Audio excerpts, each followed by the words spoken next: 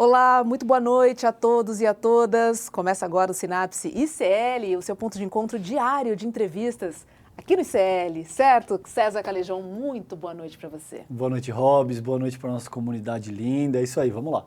Vamos lá, porque hoje o assunto é privatização. E quem conversa com a gente é o Altino Prazeres, que é metroviário e também diretor do Sindicato dos Metroviários de São Paulo. Altino, seja muito bem-vindo aí ao nosso programa. Boa noite.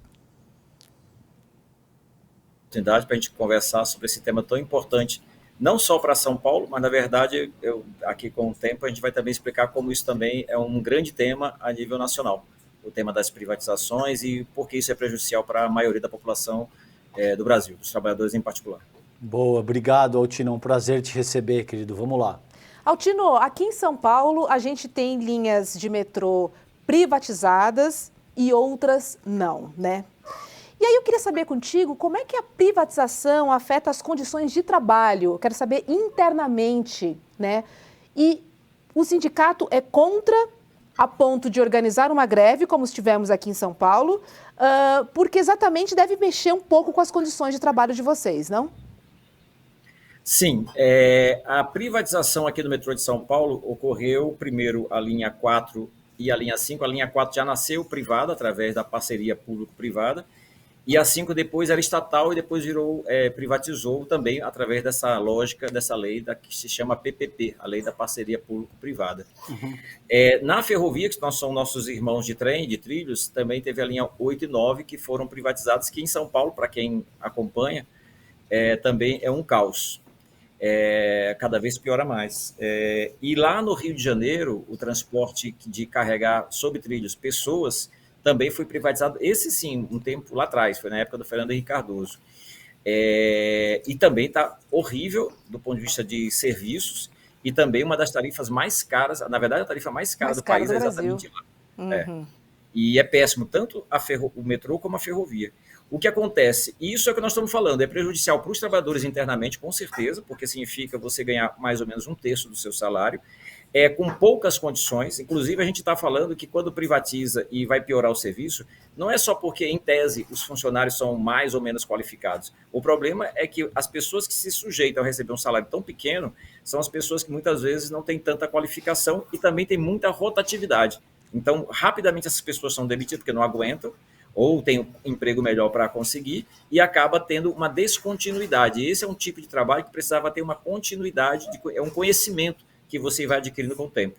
Por isso que está dando muito problema, por exemplo, na linha 89 da Ferrovia de São Paulo, porque esse conhecimento foi retirado e foram trazidas outras pessoas, poucas pessoas para trabalhar. É a famosa lógica do grande empresário, ele quer lucrar ao máximo, então ele quer contratar com pouco salário, menos gente, menos segurança, e muita coisa de mídia. Então, os caras são bons de mídia. Agora, de trabalho mesmo, aí já é outros 500. E não é à toa, também aproveitando a deixa, se a gente perde por um lado, eles ganham por outro.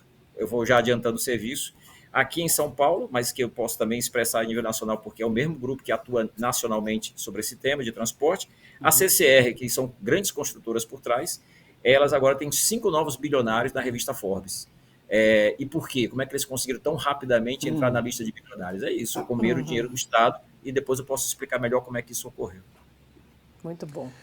Tino, vamos falar um pouquinho do sindicato. A gente tem, quero ouvir de você por que você acha que o sindicalismo assusta tanto. A gente tem, por exemplo, o presidente Lula vem de um movimento sindical muito forte, vem do que ficou conhecido como o novo sindicalismo, né? E para muito além de garantir o direito dos trabalhadores, a nossa história demonstra que o sindicalismo bem feito pode criar uma liderança política a ponto de assumir a presidência da República, né? Por que você acha que o sindicalismo assusta tanto, por exemplo, essa classe de bilionários a qual você acabou de se referir aí? Primeiro tem uma coisa que é o seguinte, o movimento sindical surgiu para defender os interesses dos trabalhadores específicos, daquela classe específica. Inclusive, se a gente vê a história do movimento sindical brasileiro, inclusive surgiu com os anarquistas, que inclusive não tinha legislação sobre esse tema. Foi o Getúlio Vargas que tentou criar regras, tanto de, por exemplo, de institucionalizar o sindicato, de dar as famosas cartas sindicais, permitir as pessoas terem ou não o direito à carta sindical. O problema é que hoje, com o avanço do capitalismo e, vamos dizer assim, cada vez mais predatório, eles têm pouco interesse que as pessoas, pelo menos, possam lutar pelos seus direitos básicos. Eu sou um daqueles que sou a favor de que o movimento sindical pense politicamente, porque, veja, se você pensar nos sindicatos empresariais, porque quando eu falar sindicato, em geral, nós estamos falando, você provavelmente está se referindo ao sindicato de trabalhadores, certo? Isso. Mas tem os sindicatos patronais. Patronal, claro. Certo? Sim. E eles, quando se organizam, eles pensam em política. Claro. Eles defendem posições políticas, eles fazem campanha, eles fazem lobby.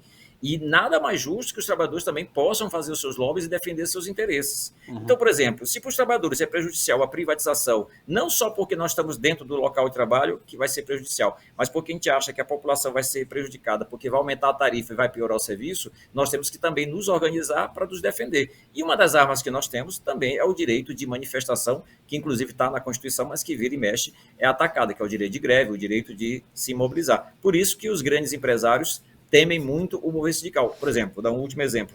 Recentemente, do setor privado, os trabalhadores da GM, dos metalúrgicos, da General Motors, aqui de São José dos Campos, aqui de Mogi das Cruzes e aqui de São Caetano do Sul, foram demitidos de forma irregular, eu digo até pela legislação, pelas regras dele, de forma irregular, porque tinham vários acordos, demitiram mulheres grávidas, pessoas que não poderiam demitir, demitiram e os trabalhadores fizeram uma greve muito forte. E o judiciário acabou fazendo com que eles recuassem. Mas isso só foi possível porque teve um movimento sindical por trás, forte, que se organizou para poder defender. Porque, veja, se deixar o capital livre completamente, é a barbárie total, significa a escravidão mais do que ela já é.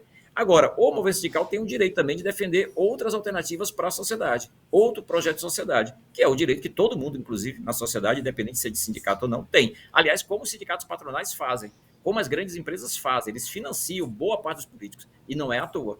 O famoso que eles não gastam dinheiro com os políticos, eles investem para ter o retorno deles. E conta pra gente na prática, como é que funciona esse embate entre sindicato, governo? Em algum momento vocês foram ouvidos pelo governador Tarcísio de Freitas, por exemplo? Nesse processo todo de privatização?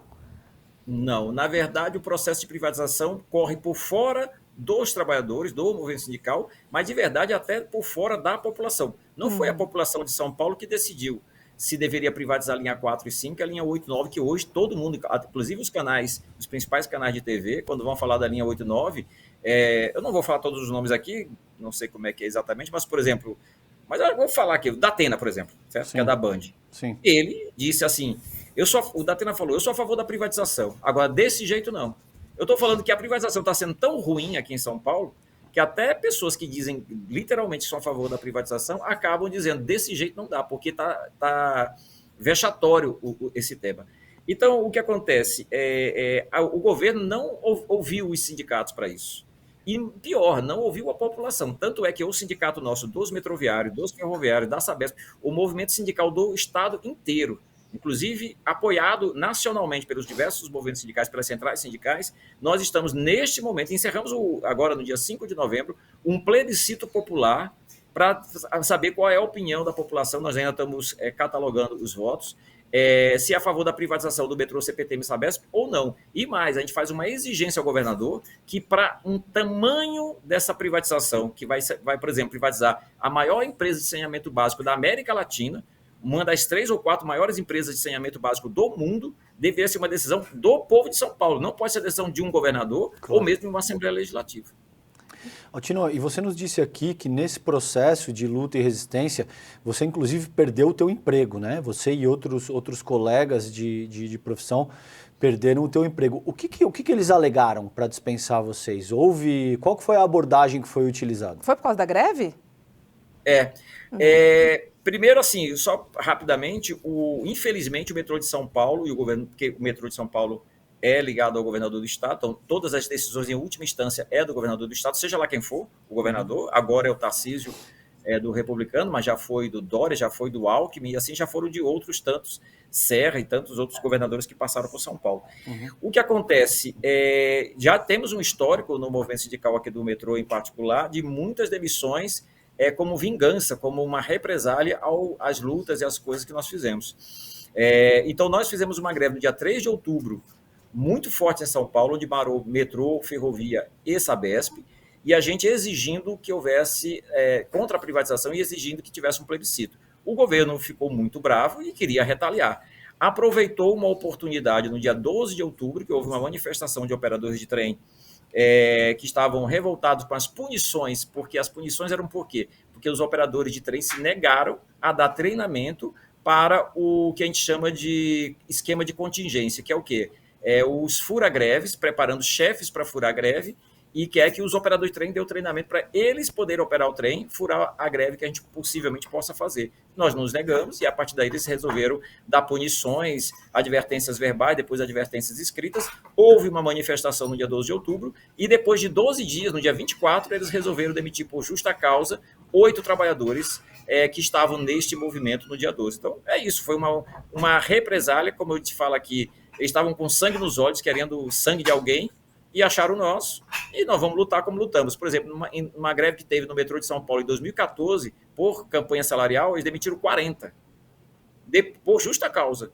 Esses 40 todos foram reintegrados no metrô de São Paulo judicial, só que demorou 4 anos. Eu estou falando, o metrô não está muito preocupado com legalidade, ele está preocupado apenas em, vamos dizer assim, dar vazão ao seu sentimento de ódio àqueles que resolvem enfrentar o governo, lutar contra o governo naquilo que a gente acha que é equivocado.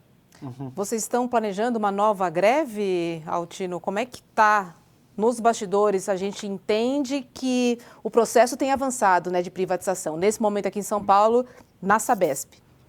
Sim.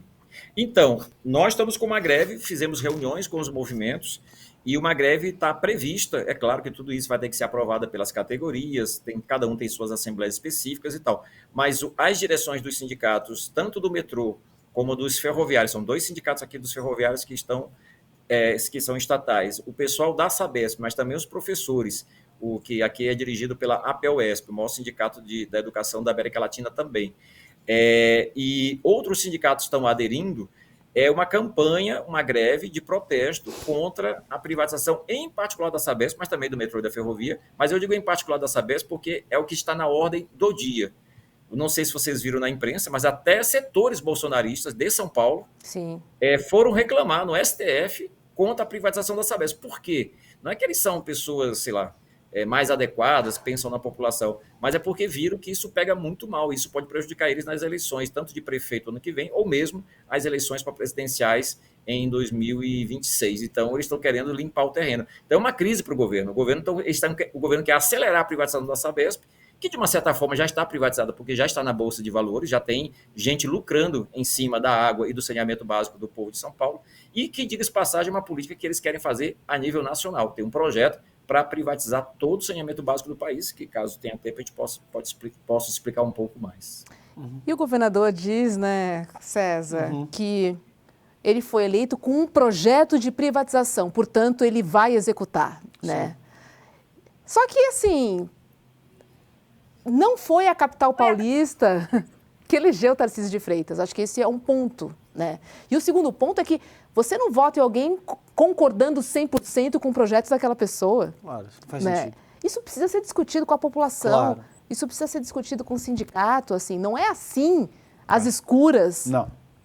que se bate o martelo na Bolsa de Valores. Não, muito pelo contrário. Fazer política, independentemente de quem te elegeu, é a arte de construir consenso. É isso que caracteriza a política. Você precisa negociar, você precisa conversar, você precisa escutar as categorias, a população. É a arte de construir consenso. Então, não faz sentido alegar que eu fui eleito com essa agenda, assim, então a gente vai utilizar esse tipo de contra-argumento.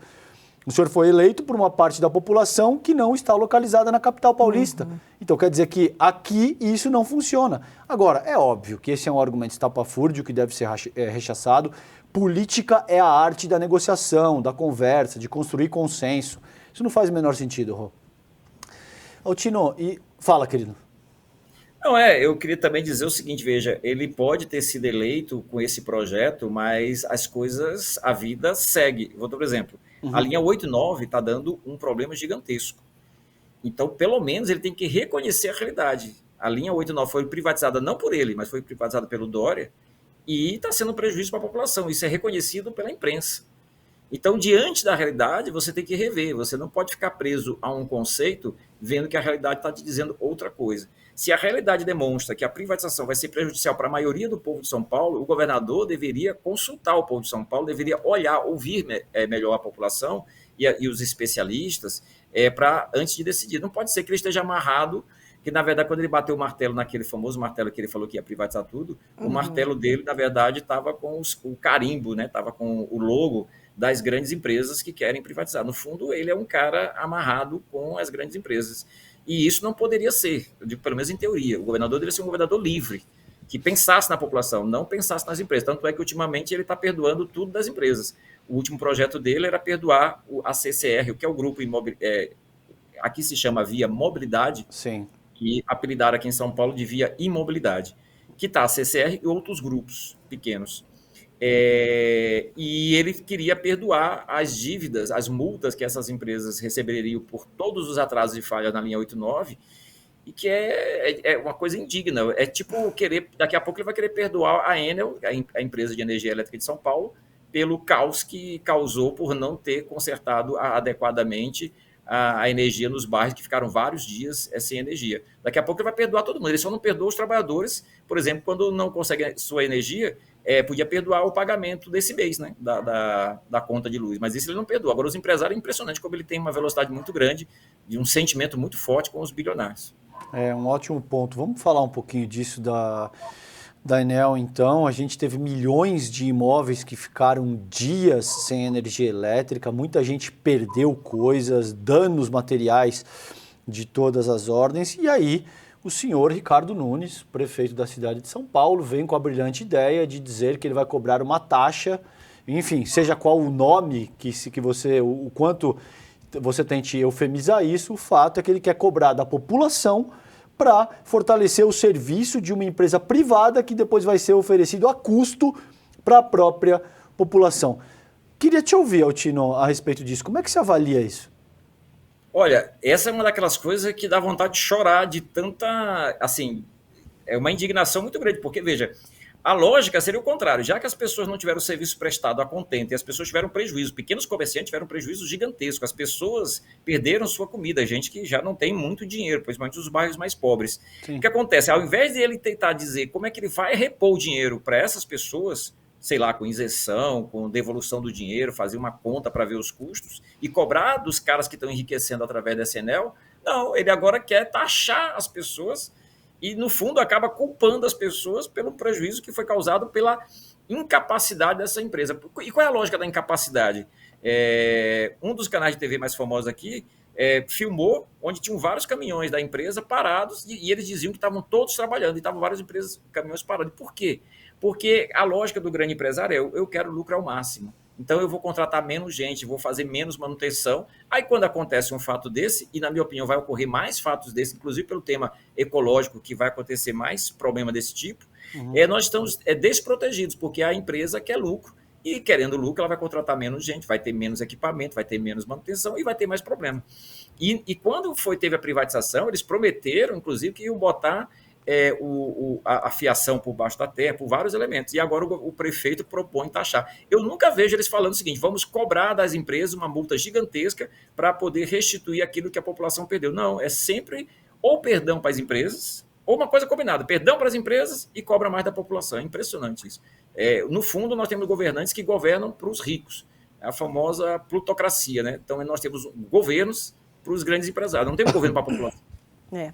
E o que está acontecendo também é que a percepção, né, para a população da privatização, ela está caindo muito, né, César? Porque a qualidade do serviço prestado é muito aquém. Sim. Né? Já não era ótimo, né? Assim, hoje você não consegue, hoje você chega atrasado no seu trabalho, né?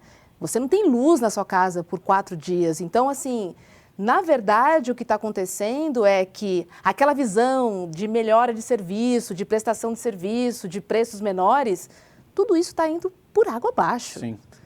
E está se tornando impopular. Tanto que a extrema-direita já começou a surfar contra a privatização. E para mim é muito claro isso. A impopularidade da privatização já chegou na boca do povo. Reflete aí, né, Robson? É isso, né, Altino? Sim, a linha 89, aqui de São Paulo, que é da ferrovia, que pega bairros e cidades muito populares aqui na região, né? Que vai, por exemplo, do Grajaú, vai até Osasco, Presidente Altino, depois vai para Jundiaí e tal. O que acontece? O que está acontecendo de caos um atrás do outro já está causando que a gente chama aqui, a gente tem um jargão de uma queimação da privatização. A Sabesp, o governador teve a cara de pau. Eu estou usando uma expressão que o nariz dele de mentiroso está tão grande que saiu do Morumbi e foi até o Capão Redondo. Em Mauá, numa audiência pública que eu participei municipal, aí os meninos brincaram comigo e disseram, não, não está indo até o Capão Redondo, não, está vindo até Mauá. De tão grande a mentira. Porque, veja, o que ele disse?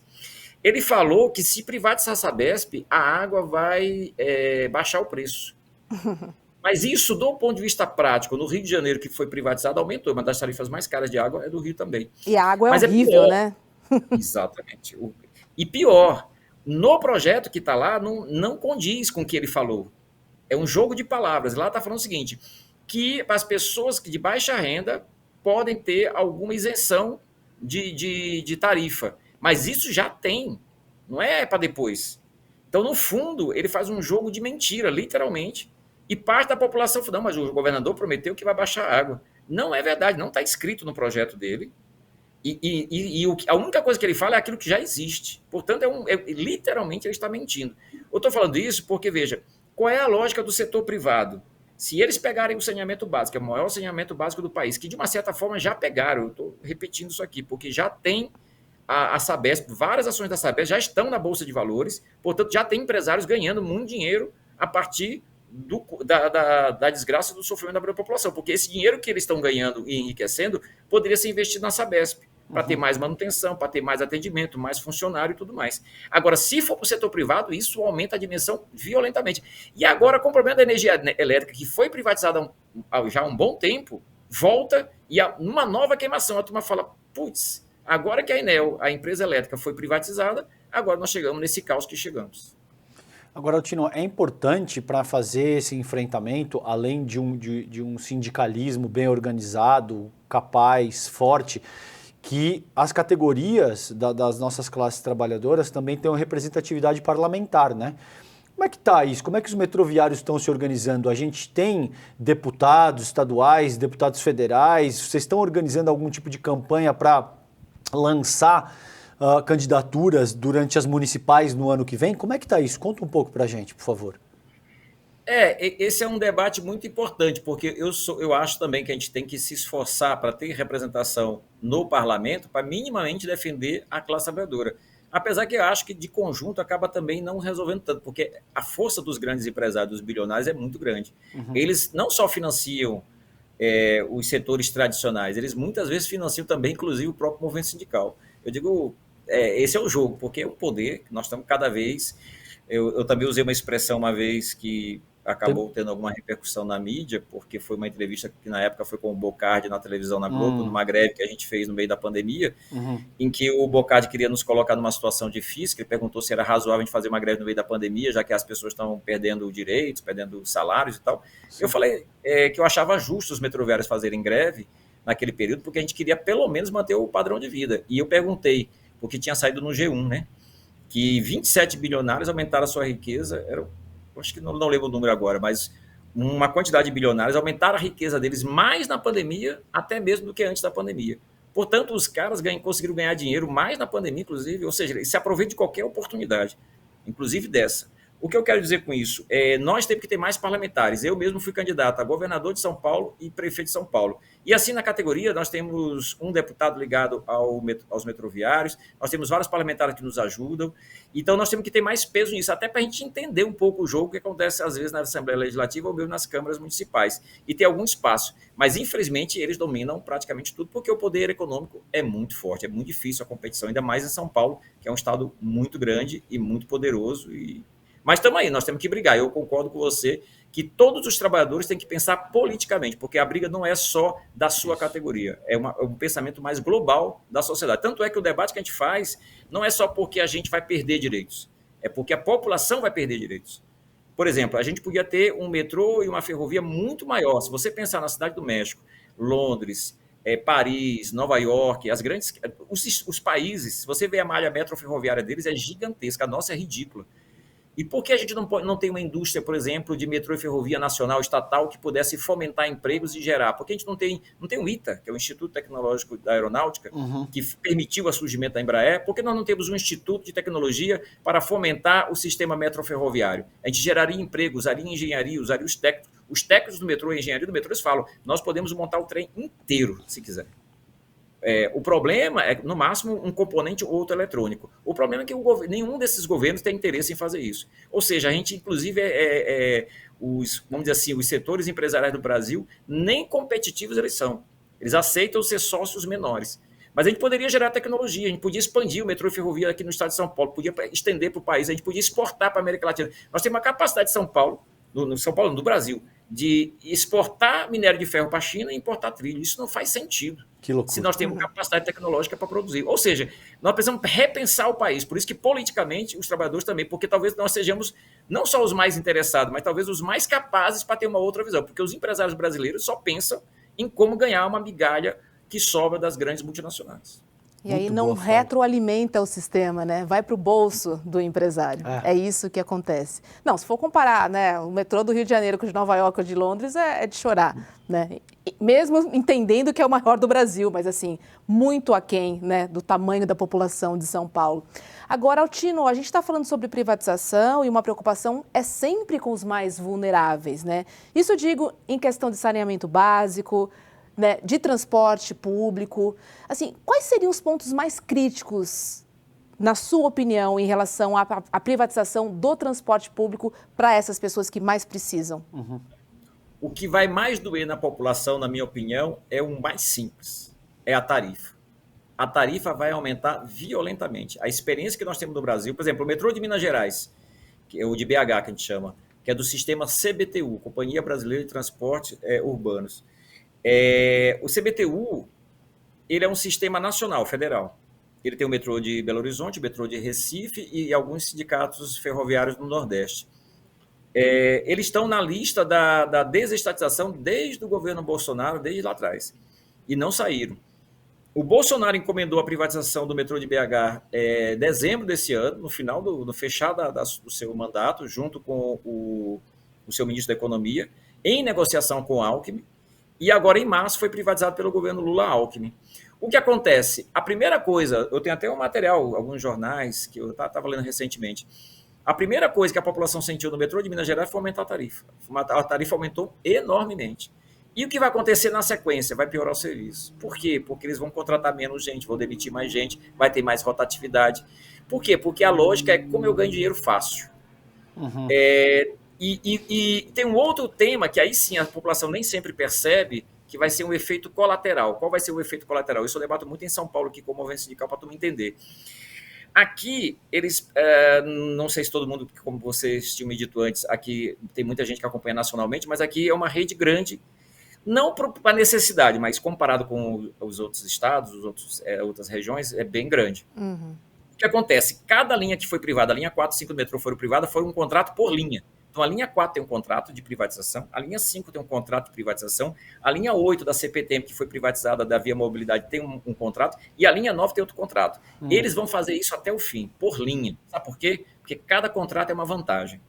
Porque se eles comprassem, privatizassem um pacote inteiro, talvez não fosse tanta vantagem.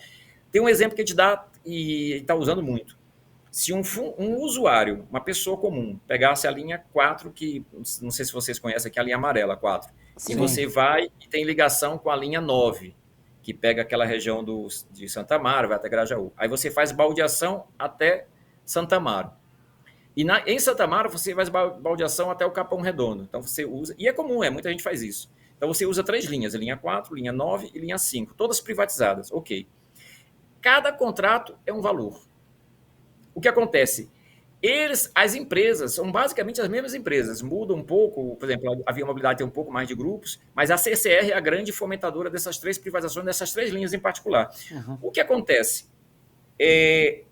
Eles são remunerados não pelo valor da tarifa. Em São Paulo, o valor da tarifa é R$ 4,40. Eles são remunerados com R$ 6,20, se eu não me engano, porque é de acordo com a inflação, porque está no contrato. Então, imagina, então eles recebem um valor Aí cada contrato tem uma variação, mas eles recebem um valor pela linha 4, depois pegam um valor pela linha 9, depois pegam o mesmo cara que pagou 4,40. O Estado vai pagar mais ou menos R$ 12 e pouco para eles. Só que o cara pagou 4,40. Portanto, o Estado vai subsidiar essas empresas. Ok. Qual o problema? Se o Estado está subsidiando os novos bilionários que surgiu na revista Forbes, significa que vai sair dinheiro de algum lugar. Vai sair dinheiro da educação, vai sair dinheiro da saúde, vai sair dinheiro de algum lugar, porque tem um fim o dinheiro. Eu Claro. estou falando para eles, é vantajoso fatiar o metrô e a CPTM, porque eles vão ganhar mais dinheiro, porque cada contrato é um absurdo. Para ter uma ideia, na pandemia, que diminuiu o número de usuários porque as pessoas não estavam se locomovendo direito, o metrô ficou com pouquinha grana. Já as linhas privatizadas ganharam como se nada tivesse ocorrido. Sabe por quê? Porque no contrato está previsto que, independente do número de usuários, tem um valor mínimo de usuários. A gente brinca aqui que é o contrato sem risco. O cara não tem erro nenhum. Ele vai ganhar dinheiro sempre, em qualquer situação, inclusive na pandemia. Absolutamente esclarecedora essa tua fala. Eu confesso para vocês que eu não tinha a menor ideia de que isso tudo funciona dessa maneira. Nem eu. Absolutamente esclarecedor e fundamental essa fala. Eu espero que isso viralize, porque o que está em jogo aqui é decisivo para a nossa população. E o Altino acabou de explicar com uma clareza e com uma eloquência assim espantosa. Obrigado por isso. Altino, vamos falar um pouquinho, dentro do sindicalismo, a gente tem o que se convencionou chamar de pelego, né? A gente tem o cara, que é um termo bastante pejorativo para dizer que é o cara que fura o movimento. Como é que tá isso, cara, no sindicalismo hoje? Tem muito pelego, tem muita gente fechando com o patrão e de muita maneira, de alguma forma, rompendo com as linhas da greve. Conta um pouquinho pra gente como é que tá o movimento sindical na tua área hoje em dia. Tá. Vou te explicar, inclusive, uma das motivações das demissões dos 8 metroviários, inclusive eu. Boa. O que acontece? Nós não aceitamos dar o treinamento para supervisores para eles poderem furar a greve no futuro. Porque eles não estavam treinando a operar o trem porque eles vão operar o trem, porque eles não vão operar o trem. Eles estavam treinando para uma possível greve, que aqui no metrô eles se acostumaram a usar o termo esquema de contingência. Esse é o nome, um apelido para o famoso fura-greve.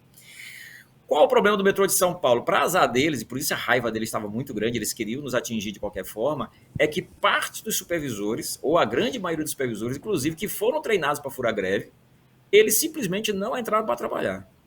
Então, não sei se você reparou, vocês repararam aí, mas a greve do metrô de São Paulo, tradicionalmente, eles funcionam um trechinho com fura-greves. Então, funciona precariamente, é até arriscado eles fazerem isso, porque já deu acidente, inclusive com o supervisor. Desta vez, não teve uma linha, um trechinho do metrô de São Paulo que eles conseguiram fazer esse esquema. Sabe por quê? Porque a maioria dos supervisores entenderam que deveria aderir à greve. Uhum. E as pessoas, mesmo aqueles que são fura-greves, assim, por consciência, eles dizem, gente, eles falam para mim, falam, Altino, eu não quero furar greve, mas eu tenho medo de ser demitido. E isso, por lei, não é permitido. Esse tipo de perseguição é uma atitude antissindical. Mas a gente sabe que existe na prática. Se no setor estatal isso ocorre, imagina no setor privado. Então, na verdade, o fura-greve funciona muito pelo terror. As pessoas têm medo, claro, e amedrontadas muitas vezes não querem participar da greve. E, obviamente, também tentam ganhar ideologicamente. O famoso, você não é um trabalhador, você é um colaborador. Você não é um funcionário que está lutando por melhores salários, você é apenas... Ou seja, é como se a máquina fosse a mesma. Eu vou dar um exemplo do setor privado. Aqui também para vocês saberem. A linha 4 e 5, que é privada do metrô, a gente conseguiu representar sindicalmente na justiça, porque eles não aceitavam ser representados por nós. Chegaram ao cara de pau no tribunal de falar que eles não eram metrô. A gente falou, mas vocês estão de palhaçada, estão de brincadeira, porque... Está no mapa do metrô que vocês são metrô. Linha amarela é metrô, né? 4 e 5 falam que vocês são metrô. Como vocês não são metrô? Só aqui que vocês não são metrô, tá. A gente conseguiu, lá no TST, a gente tem o direito de representá-los. Ok. Onde eu quero chegar? Para os diretores da empresa, para os graúdos da empresa, fora os acionistas, mas para os diretores, na discussão de PLR, eles ganham na casa de milhões, 1 milhão, 1,5 milhão, 2 milhões por pessoa. E para os trabalhadores, a PLR é mínima, é ridícula. Eu estou falando isso, ninguém gosta disso, ninguém concorda com isso. Por que o diretor de uma empresa privada vai ganhar na casa de 1 milhão? Por quê? Qual é a lógica? Qual o sentido? Porque ele trabalhou muito. Não é verdade. Eu estou falando isso porque a irritação, a raiva. Então, aí depois eu falo, não, nós somos todos colaboradores, nós temos o mesmo nível. Aí a pergunta é simples, dá para ver pela PLR. Como tenho o mesmo nível, se você ganha 1 milhão e eu ganho 1.000, dependendo, às vezes ganho menos ou um pouquinho mais disso. Como é que nós somos irmãos? Isso PLR, porque se for falar o salário do ano inteiro, aí é... Porque o famoso bolo, quando é para dividir, não, a gente vai dividir aqui. O bolo chegou, vamos dividir. Aí o cara come o bolo inteiro. Aí as migalhas dizem, o que restar pode pegar. Então nós não somos colaboradores, nós somos explorados. Por tudo isso que, na consciência da maioria dos trabalhadores, eles não concordam com, mas às vezes tem medo. Então o jogo do medo funciona muito, o jogo do terror funciona muito, mas nós estamos lutando e eu acho que os metroviários hoje estão mais conscientes disso. Tanto é que nessa greve, como eu falei, não teve esquema de fura-greve, mas o governo do estado vai fazer pressão. A parte da nossa demissão é uma tentativa do terror que eu estava falando, de intimidação. Demitir os sindicalistas conhecidos, como eu, o vice-presidente do sindicato e outros companheiros, para tentar dar um recado. No fundo, o Tarcísio chegou a usar uma expressão nos bastidores, que é um fator pedagógico. É tipo, queremos ensinar que vocês não podem ficar fazendo luta, vocês não podem ficar fazendo mobilização, porque nós vamos intimidar vocês. Isso é uma coisa antissindical, pelo menos pela legislação atual. O governador do estado teria usado esse termo, que foi pedagógico. Isso, foi pedagógico. Ou seja, ele quer mostrar o seguinte, nós vamos pressionar vocês, nós vamos demitir vocês, mesmo que a gente perca na justiça depois, mas só para intimidar o resto dos trabalhadores, para ver se a turma se acalma um pouco, se amedronta um pouco, porque eu quero privatizar tudo. Como também nós estamos chegando num ponto de privatização, os metroviários também sabem que nós não podemos vacilar, nós temos que fazer todo o esforço do mundo, porque vai ser um prejuízo, em particular para nós, como funcionários, mas, repito, vai ser um prejuízo maior, inclusive, para a população de conjunto. Sim. E aproveitar que vocês falaram em pedagógico, né? Quando a gente liga a televisão para ver reportagem em dia de greve, né? As pessoas que não conseguiram chegar no trabalho, enfim, o que você ouve é, no final sobra sempre para o trabalhador. Né, Altino? É isso que a gente vê as pessoas reclamando, enfim. E aí, por que eu falei pedagógico? Eu queria entender se há um trabalho pedagógico para conscientização, para que as pessoas entendam o porquê daquilo, porque é necessário, né? Porque eu entendo que a gente precisa somar, né? É o sindicato, é a população, é quem usa, mas para isso precisa haver uma conscientização, né? E aí, quem tem esse papel de conscientizar a sociedade? Eu acho que um dos papéis grandes é do próprio movimento sindical, certo? Mas, obviamente, outros atores dos movimentos sociais, outros personagens, também têm isso. Eu vou dar um exemplo para você. Vou colocar alguns, tá? Veja aí o tempo. Na greve nossa de 3 de outubro, parte da população nos apoiou. É interessante isso. Eu tenho uma tradição, inclusive, já de alguns anos, funciona, obviamente, você tem que tomar alguns detalhes. Nós chegamos a fazer, eu sou de Jabaquara, certo? Eu sempre trabalhei, eu estou há 27 anos da empresa, sempre trabalhei em Jabaquara, sempre operador de trem. Quando tem greve, a gente, bem cedo, as pessoas chegam 5 da manhã, 4h30 da manhã, já querendo entrar no metrô, principalmente o pessoal mais humilde, porque é o pessoal que chega mais cedo. Certo? Aí, meio que é um escalonamento do seu grau de renda de acordo com o horário. O que acontece? A gente chega, as pessoas ficam às vezes surpresas, porque às vezes não acompanharam na TV, mas nessa greve 3 de outubro acompanharam, e outras greves também muitas vezes acompanharam.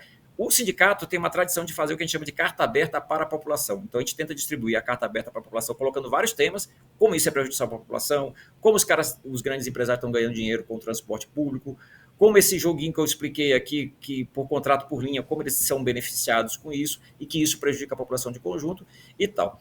E eu já fiz pelo menos em 3 greves diferentes, tive essa oportunidade, junto com outros trabalhadores, as pessoas vêm, gente, tirem foto, avise seus patrões que vocês não estão podendo entrar porque o metrô, nesse momento, está em greve, a culpa não é nossa, a culpa é do governador, por causa disso, por causa daquilo e tal, e depois eu explico, gente, vocês como trabalhadores, vocês que trabalham no comércio, vocês que trabalham na limpeza, vocês que trabalham, inclusive esse horário que vocês chegam muito cedo, vocês estão muito preocupados, inclusive, em perder seu emprego por causa dessa greve, mas avisem a eles que a greve foi porque tem greve e não foi porque vocês não quiseram chegar ao trabalho.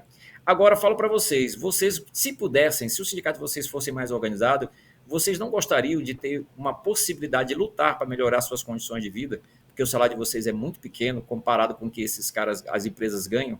vocês não teriam vontade de lutar e melhorar as condições de trabalho e também não ser tão oprimido dentro do local de trabalho?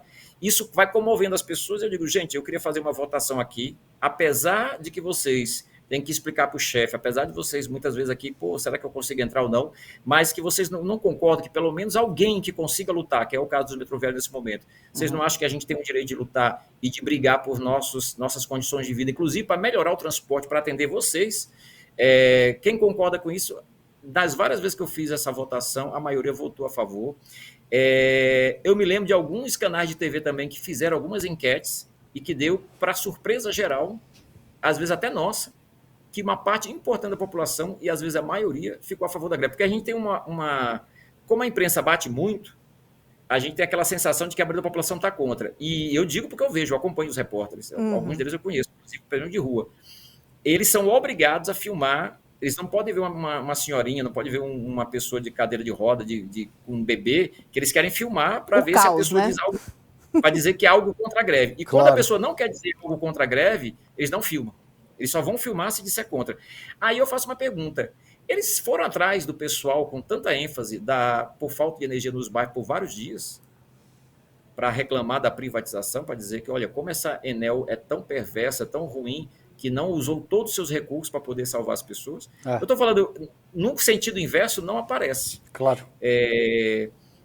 Então, eu acho que a gente consegue dialogar. Obviamente, não é total, porque a imprensa joga muito pesado. Eu entendo também, eu digo porque os repórteres falam, cara, você acha que meu canal, minha emissora, financiado por várias multinacionais, eu não posso falar tudo que eu penso ou que eu poderia pensar livremente. Porque a gente fala de pensamento livre, mas muitas vezes o pensamento não é livre. O pensamento está preso de acordo com os financiamentos que cada setor tem. Mas o que eu quero dizer é o seguinte, a gente já conseguiu quebrar a bolha. Vou dar um último exemplo só para encerrar mesmo esse tema. O Datena também, vou repetir o Datena. Vocês lembram de 2013?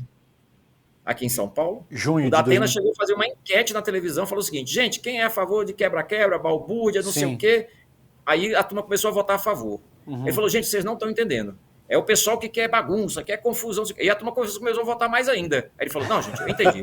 A população está revoltada. Eu estou falando, às vezes surpreende, porque a insatisfação popular também está muito grande. Mas a imprensa, como você falou, joga contra. E ela é poderosa, ela é potente. É claro, a nossa mídia corporativa, ela é garoto de recado do grande capital. Ela jamais vai apoiar qualquer tipo de causa da classe operária, das classes trabalhadoras.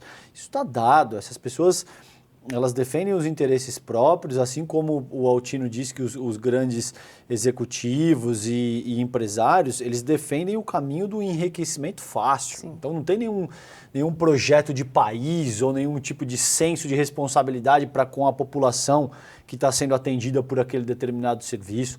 Isso não existe e daí a importância de fomentar movimentos sindicais, fomentar a união das nossas classes trabalhadoras. Isso não significa que esses processos não apresentarão problemas. Cada agremiação humana tem os seus problemas, tem as suas questões, tem corrupção. Isso vale para absolutamente todas as agremiações humanas. Agora, esse é o único caminho, como eu vejo. Esperar que uma grande emissora dessa vai desenvolver qualquer papel fundamental nessa direção caracterizaria uma ingenuidade atroz. Mas o ICL está aqui. Pois é. Mas o ICL está aqui. Daí a importância de fomentar a mídia alternativa, daí a importância de abrir o microfone para uma liderança política como o próprio Altino. A Globo jamais vai permitir que o Altino explique tudo isso que ele acabou de explicar para vocês com essa propriedade. Mas jamais. Jamais. Porque se vocês começam a ganhar esse tipo de consciência, nossa, então peraí, eu vi o Altino Prazeres explicando que eles fatiam a privatização das linhas porque isso permite isso e aquilo. Bom, é óbvio que a população vai tomar consciência e vai se manifestar contra esses processos. Isso não vai acontecer, é para isso que o ICL está aqui nessa medida muito bem colocado, Rô. Agora, hoje em dia, Altino, a gente tem, por exemplo, a internet, aqui nesse ambiente que a gente está. Como é que a internet tem sido utilizada, por exemplo, pelo movimento dos metroferroviários? Vocês têm algum tipo de processo via internet? Você falou aí que você conduziu pesquisa para, de alguma forma, sentir a temperatura da população. Isso se dá através de internet? Ainda não tem via internet? Como é que está isso? O nosso sindicato, a gente já faz um tempo que nós estamos com um esforço muito grande de usar mais as redes sociais, mas, obviamente, a gente precisa avançar muito mais do que nós estamos. E trabalhar, inclusive, com os canais que já existem de mídia alternativa para a gente poder se expressar. Mas a gente também tem que entender que a internet também não é a coisa mais democrática do planeta, porque, como vocês sabem, tem impulsionamento, eles contratam pessoas, eles pagam alguns youtubers famosos, mas talvez seja das mídias a que a gente tenha mais possibilidade de ter algum acesso diferente. Inclusive, a extrema-direita utilizou também esse processo, o bolsonarismo em particular. Então, eu acho que nosso sindicato do Metroviário, a gente investe nisso, nós temos pessoas ligadas em relação ao tema das redes sociais, mas a gente precisa, um reconhecimento nosso também, que a gente precisa avançar muito mais. E a gente, às vezes, fazer um link. Como você usou que eu jamais seria entrevistado pela Globo, isso é verdade. Mas, de vez em quando, acontece um fato. Eu vou te dar um exemplo. Numa greve que eu estava explicando antes, eu fui entrevistado ao vivo pelo Bocardi, certo? Sim. E a resposta que eu dei, de uma certa forma, foi usada pelas mídias alternativas, que eu calei o Bocardi e tal, aquele negócio todo. Mas a brincadeira que tem no metrô é que eu jamais vou ser chamado ao vivo de novo. Mas ocorreu. Então, isso de vez em quando ocorre. Só que repercutiu mais nas mídias sociais do que exatamente porque alguns colegas do metrô falaram, putz, eu vi na TV, cara, não sei o quê. E aí o que correu foi pelo WhatsApp e pelas diversas redes sociais.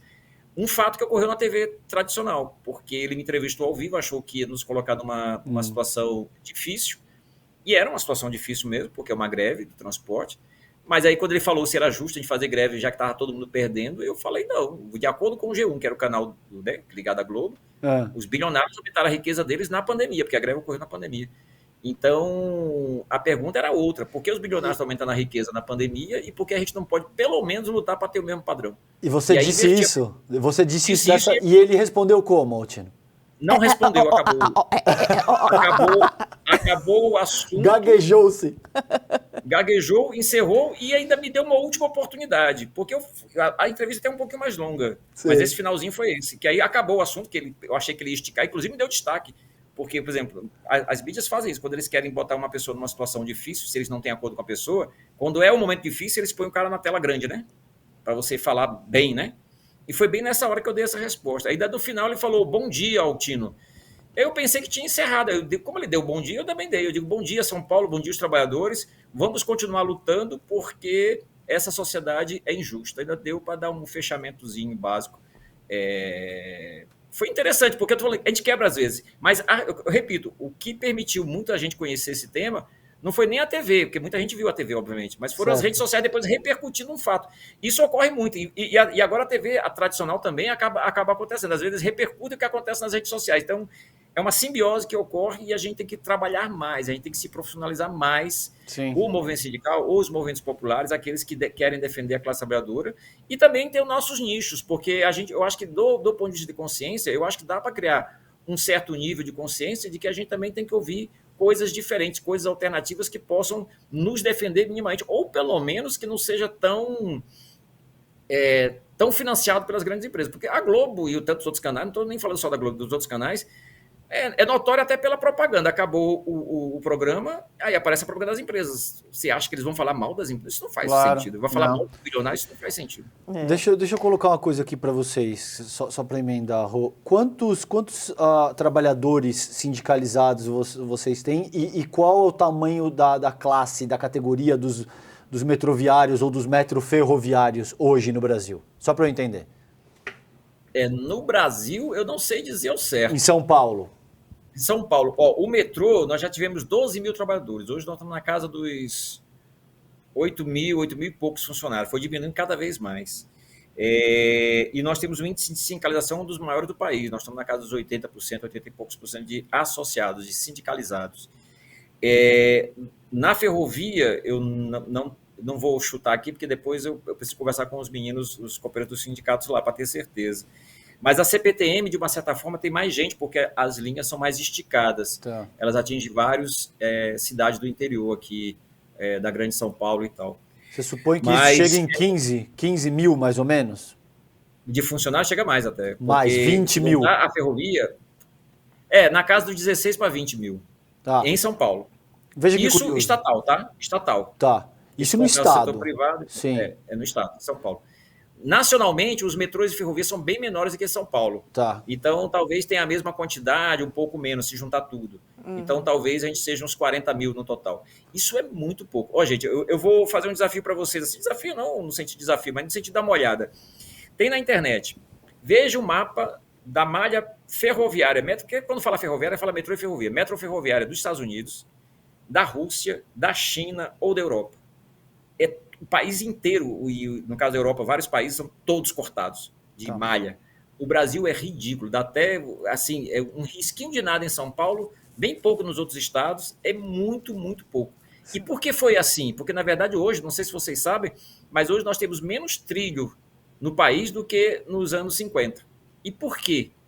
Porque a indústria automobilística pressionou os governos para poder fazer mais rodovias e foi desmontando a ferrovia que existia. Então, todo mundo aqui conhece, eu pelo menos conheço, várias ferrovias aquela cidadezinha que tem aquela ferrovia que não funciona mais, fica abandonada, fica... Aqui tem Vira museu. Várias abandonadas. Por quê? Porque foi desmontando. O problema é que todos os especialistas dizem que hoje deveria ter mais metrô e ferrovia do ponto de vista da mobilidade, inclusive não só para transportar pessoas, mas também para escoar a produção agrícola e de produtos agropecuários para os portos, deveria ter mais, não menos.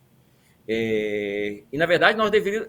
Por isso que eu insisto em falar do tema da indústria, porque isso não é muito comum no movimento sindical. Todo mundo fala, os meus direitos, isso, aquilo. Eu estou falando mais geral. O que a população em São Paulo gostaria, mas não só em São Paulo, do Rio, em Minas, qualquer lugar do país, principalmente as grandes cidades, a gente gostaria de ter mais metrô e ferrovia que fosse bom, obviamente, certo? Para quê? Para que as pessoas pudessem se locomover facilmente, com rapidez, porque é mais rápido, é mais eficaz. Aqui em São Paulo não cabe mais carro. Se botar mais viaduto, mais ponte, mas não vai funcionar, tá tudo travado. Quem escoa parte dessa mobilidade são exatamente os metrôs e ferrovias. Nós tínhamos que ter uma indústria nacional de metrô e ferrovia potente para poder expandir. A gente fez um estudo da nossa Federação Nacional dos Metroviários, que a gente deveria ter, no mínimo, 3 vezes a malha que tem hoje, metrô e ferrovia do país. Na verdade, deveria ser mais, mas pelo menos 3 vezes. E o investimento não é tão grande. E uma última coisa que eu vou falar para vocês também. Muita gente, quando eu faço debate, o pessoal fala, Altino, mas isso vai custar muito dinheiro. Digo a vocês, é o inverso. Que custa muito dinheiro? Custa, isso é um fato.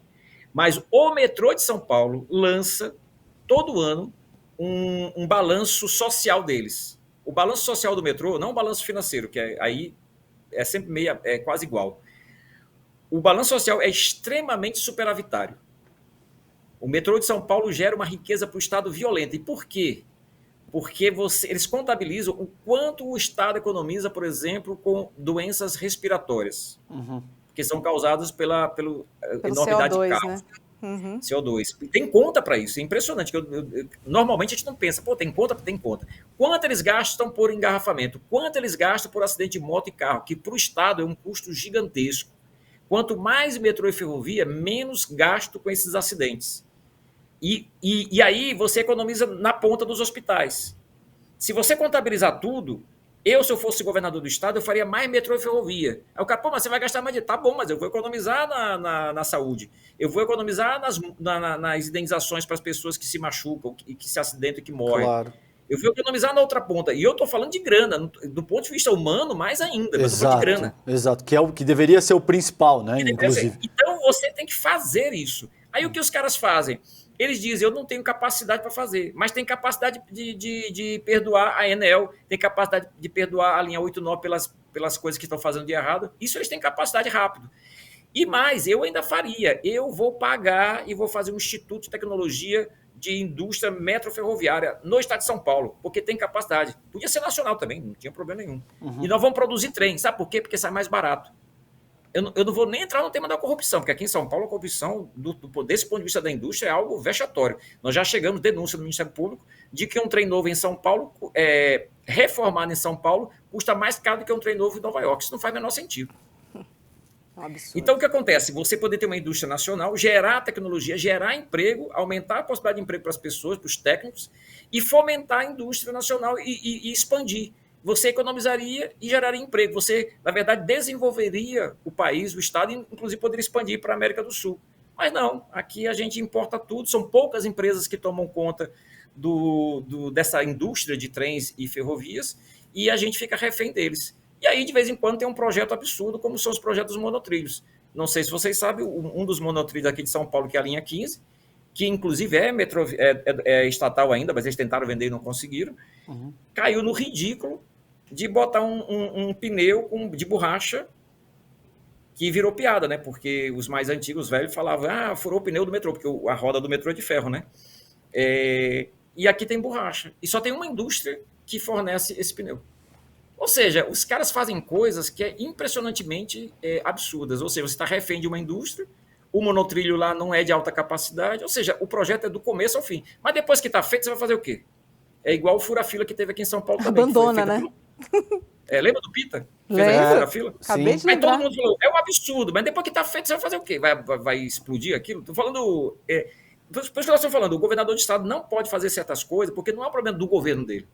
Vão ser coisas que podem ter consequência por gerações, entendeu? Claro. Nós temos que pensar muito bem no bem da população, não para um bem específico, momentâneo de um governador. O problema maior é que os governantes só pensam no curto prazo, né? Tudo que eles possam executar dentro do seu mandato. E aí... É essa mesma lógica que ele salientou. Não rola, não tem como, né? Você não vai construir uma linha nova em 4 anos, né? Com impacto para a população. Então, o que ele faz? Uma linha nova de ônibus aqui, né? Coisas mais simples e mais rápidas. Ajuda a me reeleger. Eu preciso me reeleger, afinal de contas, vou deixar para o próximo?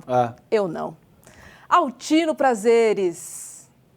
Prazer receber você aqui, viu? Obrigada e uma ótima noite. Seguimos firmes aí, estamos de olho e, enfim, torcendo por dias melhores para o nosso estado de São Paulo aí, que está correndo risco em vários setores, né? Enfim, em relação às nossas polícias, ao meio de transporte, enfim, à saúde, à educação, enfim. Que fase, como diria Milton Leite. Que fase, Altino. Obrigada, boa noite para você. Boa noite, obrigado pela oportunidade e quando quiser, então, estamos aí, eu e outros trabalhadores. E eu acho que a gente, como vocês disseram, o movimento sindical, mas aqueles que trabalham, nós temos o direito sim de pensar, de raciocinar, de entender a lógica política, porque nós somos os mais interessados, inclusive, porque nós trabalhamos nos setores e também porque a gente quer o bem comum e nós não temos uma preocupação de enriquecer, diferente dos grandes bilionários. Então, eu acho que os que mais têm condições de fazer isso somos nós. O que nós temos é que se juntar mais, se unir mais, pegar todas as ferramentas que existem, inclusive as redes sociais, mas também os diversos conhecimentos que podem, inclusive, vir da academia, vir de outros estudos, para que a gente possa ter um plano. Por exemplo, falo para vocês, nacionalmente, para os diversos companheiros e companheiras que estejam assistindo aqui de outros estados, nós temos um plano nacional, foi feito pela nossa federação, para o transporte metroferroviário do país, não foi só para São Paulo. E a gente tem até um valor específico de quanto deveria aumentar o valor para o transporte público a partir do PIB. Porque, infelizmente, em todos os governos, todos, literalmente todos, eles cada vez foram investindo menos no transporte e quando investem, aí tem dados isso, no setor privado. E deveria ser o inverso, se a gente quiser melhorar para a população. Se quiser enriquecer bilionários, está no caminho que segue aí, o caminho do caos. Perfeito. Mas obrigado aí pela oportunidade mais uma vez. A gente que te agradece, absolutamente esclarecedora a tua fala. Obrigado, querido. Obrigada, Sigamos. boa noite. Boa noite, Altino. Boa noite, valeu. Tchau, tchau. É isso, né, César? A gente viu uma expansão, né, das rodovias, né, um incentivo monstruoso à indústria automobilística e o transporte ferroviário ficou ali, né? Eu lembro que fiquei sabendo, porque eu não peguei, mas tinha um tal de trem de prata que ligava São Paulo ao Rio, que era chiquérrimo e tal. Né? Você anda a Europa toda de trem. Eurotrem. Né? Por que no Brasil não pode ser assim? Um Brasil tão grande, né? Conectar as pessoas, né? Um transporte limpo. Enfim, E a fala vamos dele, lá, Brasil. a fala dele é muito esclarecedora no sentido de denotar uma lógica de funcionamento. Ele traz dados que eu particularmente que eu Nem desconhecia. E é muito bom para colocar essas coisas em perspectivas e entender exatamente com o que a gente está lidando quando a gente fala em privatização do metrô, da Sabesp, esse tipo de coisa. Muito boa a entrevista hoje, Rô. Espero que vocês também tenham curtido aí do outro lado. Vamos só lembrar a programação do ICL, que começa às 7 horas da manhã com o Leandro Demore e o seu Desperta, Galera. E logo depois vem ICL Notícias, primeira edição, com Vivian Mesquita, Edu Moreira, Rodrigo Viana e também William De Luca, das 8 às 10h30 da manhã. E aí, às 7h30 da noite, chega mais, que tem Sinapse, sempre trazendo um convidado especial e temas para a gente discutir, né? Em São Paulo, no Brasil, enfim, livros. Falamos sobre mobilidade urbana, saúde. Tem de tudo. Temos que fazer um programa sobre comida, porque Boa. comer é um ato político também. Boa, muito bom. Combinado. Valeu, Rô. Boa noite para você, Boa César. noite, querida. Beijo na alma e no coração. Beijo, Até fiquem amanhã. bem. Tchau, tchau. Vocês sabiam que o maior movimento social do mundo, com mais de 2 milhões de pessoas, é do Brasil? Pois é, mesmo sabendo que a gente vai incomodar muita gente, a gente resolveu revelar a verdade sobre o MST, o Movimento dos Trabalhadores Sem Terra. Você quer conhecer a verdade sobre o MST? No dia 12 de novembro, um domingo, às 8 horas da noite, no horário de Brasília, a gente vai apresentar para vocês trechos do documentário De Quanta Terra Precisa o Homem e também fazer um debate incrível sobre essa, que é uma das questões mais importantes para o Brasil, a questão da terra. Junto conosco vai estar ninguém mais, ninguém menos do que João Pedro Stedley, um dos principais líderes do Movimento dos Trabalhadores Sem Terra. Estarão conosco também várias outras pessoas que têm na sua vida a luta da terra como um dos principais motores. Para você não perder esse encontro histórico e assistir trechos inéditos do filme De Quanta Terra Precisa o Homem, é só você se inscrever gratuitamente no link aqui em cima ou aqui embaixo. Não perde essa chance. Todo mundo vai celebrar a estreia do ICL no mundo dos documentários e filmes e, mais uma vez, aprender muito com a nossa plataforma.